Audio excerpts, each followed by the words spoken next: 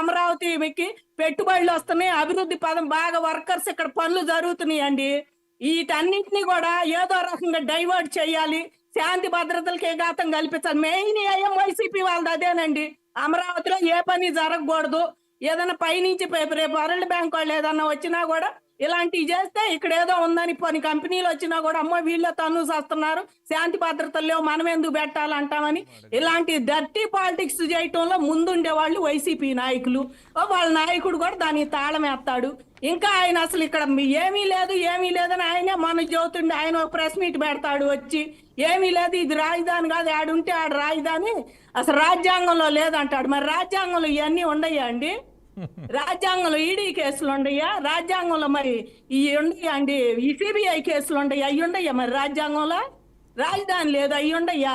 ఇష్టం వచ్చినట్టు వాళ్ళు మాట్లాడితే ఏం తప్పులేదు. ఇక్కడ మరిగిపోతుంది రక్తం రైతులకు. వాళ్ళు మాట్లాడే మాటలు ఏంటంటే, ఇంత పొలం ఇచ్చి 10 ఏళ్ళు అయినా ఇంకా ఈయన వచ్చి రాజ్యాంగం లేదంటాం, ఆయన వచ్చాము జోలపాట పాడతాం, పెరగెళ్ళటం ఆయన జోలపాటేమో ఈ సజ్జలు పాడతాం.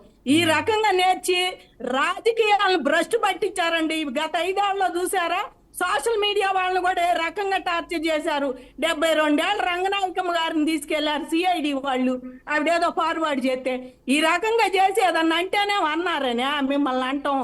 అమరావతి రైతులను కూడా బాగా తిట్టారండి. కాకపోతే మేము మెదలకుండా అప్పుడుట్లో మా మీద కేసులు పెట్టి, మా మీద ఒక్కొక్కరి మీద 26 కేసులు నా మీదే పెట్టారు. ఎవరి కాళ్ళ మీద ఆడవాళ్ళు కేసులు పెట్టించుకొని రోడ్లెక్కి మమ్మల్ని తిట్టిన తిట్టులేదు వీళ్ళు. వీళ్ళు పాపం ఒక మాట అనగానే ఇంటికి వచ్చి వాళ్ళు ఆడవాళ్ళు అంటున్నారు. మీ ఆడవాళ్ళు వాళ్ళు ఎట తిట్టారో అందరూ చూసారు రాత్రి టీవీల్లో. ఏ మీడియా పెట్టినా చూసారు. వీళ్ళు వస్తుంటే వాళ్ళు అసలు లకారాలు తప్పితే రెండో మాటలేదు ఎదురుకుండా ఆడవాళ్ళకి.